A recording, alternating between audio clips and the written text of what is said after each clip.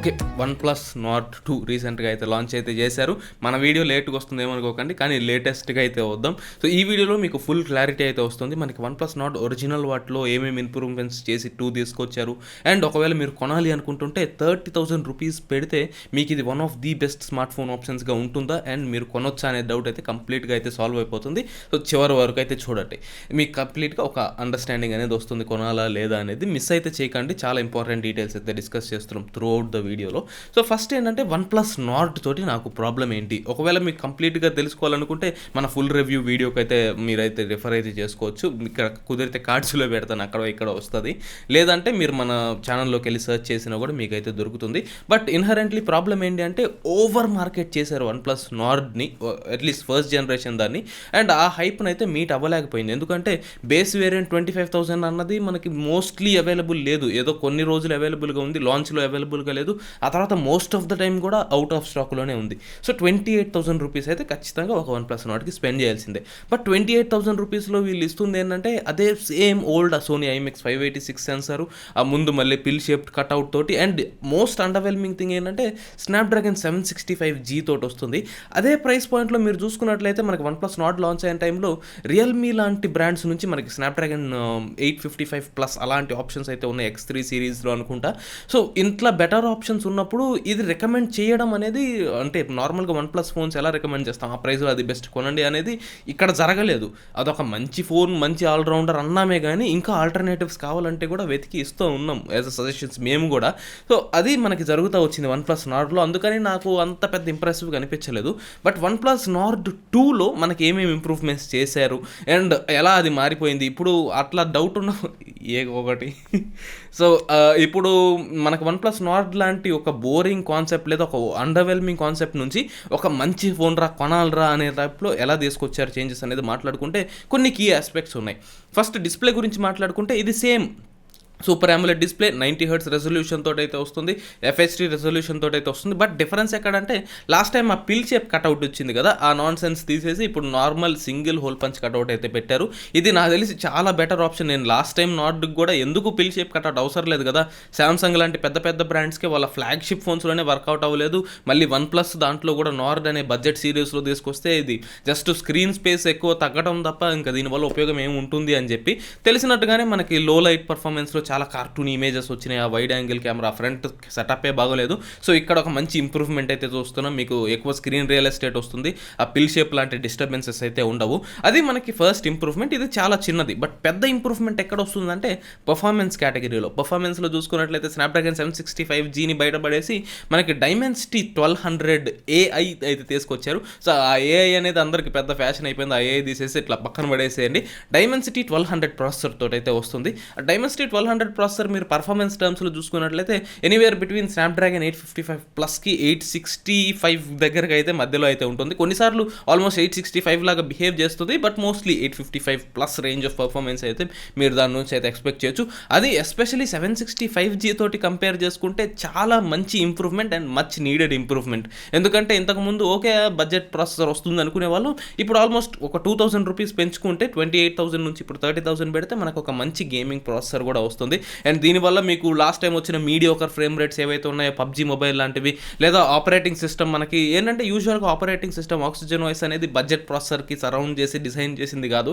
So అది కొంచెం power డిమాండింగ్గా ఉండి అంత ఫ్లూయిడ్గా ఉండాలన్నా కూడా మనకి ఈ మీడియాటెక్ Dimensity 1200 ప్రాసెసర్ మీద అది కూడా పాసిబుల్ అవుతుంది. బట్ Dimensity 1200 ప్రాసెసర్ ఒక మంచి ఇంప్రూవ్మెంట్ అయినా కొన్ని ఇష్యూస్ ఉంటాయి మీడియాటెక్ ప్రాసెసర్స్తో, ఏది మీకు తెలియాలనేవి.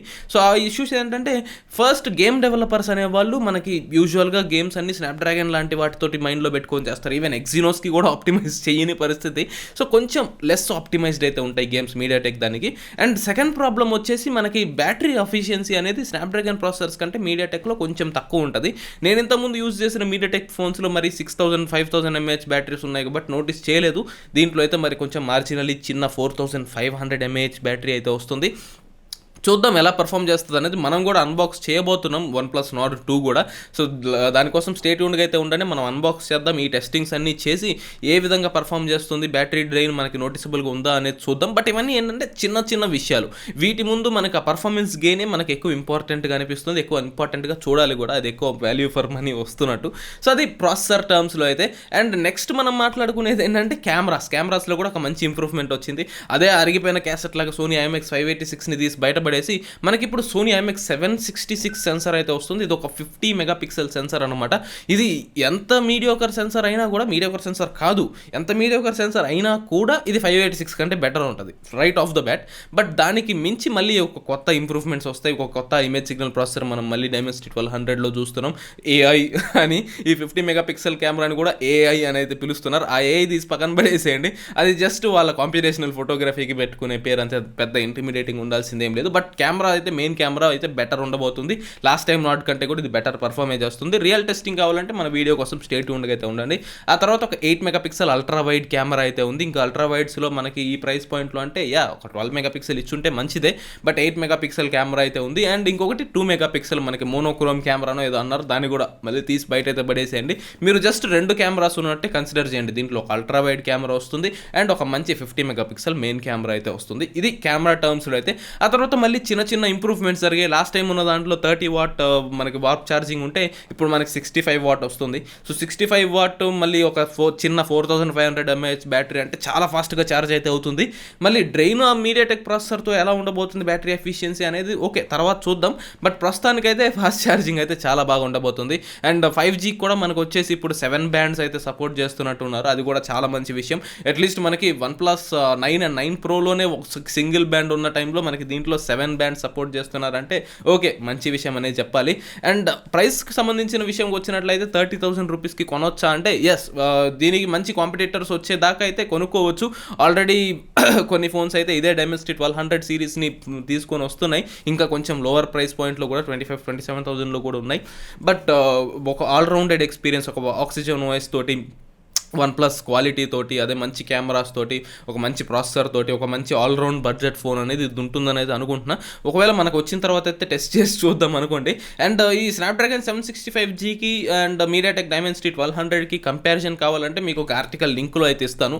ఆ ఆర్టికల్లో వాళ్ళు చాలా మంచిగా కంపేర్ చేశారు, గేమింగ్ పర్ఫార్మెన్స్ నుంచి day to day performance, CPU and GPU performance కూడా. సో అది చూస్తే మీకు ఇంకో క్లియర్ ఐడియా అయితే వస్తుంది. అప్పటి వరకు ఇదనమాట మనకు వీడియో అయితే OnePlus Nord 2 కొనొచ్చా లేదా అనేది. నా పర్సనల్ రికమెండేషన్ అయితే ఎస్, మీరు కొనుక్కోవచ్చు. బట్ ఇంకోటి ఏంటంటే జస్ట్ ఆగండి అని ఈ ఫోన్ ఒకటి వస్తూ ఉంటుంది, ఇవన్నీ డిస్టర్బ్ చేస్తూ ఉంటాయి. సో ఆగండి అని అయితే చెప్తాను. ఒక ఎర్లీ రివ్యూస్ ఇప్పుడే వస్తున్నాయి, ఫస్ట్ ఇంప్రెషన్స్. ఒక ఫుల్ రివ్యూస్ వచ్చేదాకా, ఒక 10 days రివ్యూవర్స్ యూస్ చేసి వీడియోస్ పోస్ట్ చేసేదాకా ఆగండి. లేదా ఇంకా ఆగుతామంటే మన వీడియో కూడా వస్తుంది. బట్ అప్పటి వరకు ఆగి మీరు కనుక కొనుక్కున్నట్లయితే బెటర్ అని చెప్తాను. బట్ అంతకు మించి ఒక మంచి డీల్ అనిపిస్తుంది రైట్ ఆఫ్ ద బ్యాట్ మనం టెక్నికల్ స్పెసిఫికేషన్స్ చూసుకున్నట్లయితే. సో అదనమాట మనకి OnePlus Nord 2 గురించి వీడియో మీకు నచ్చినట్లయితే లైక్ చేయండి, ఇలాంటి వాటి కోసం సబ్స్క్రైబ్ చేయండి. మళ్ళీ వచ్చే వీడియోలో కలుద్దాం.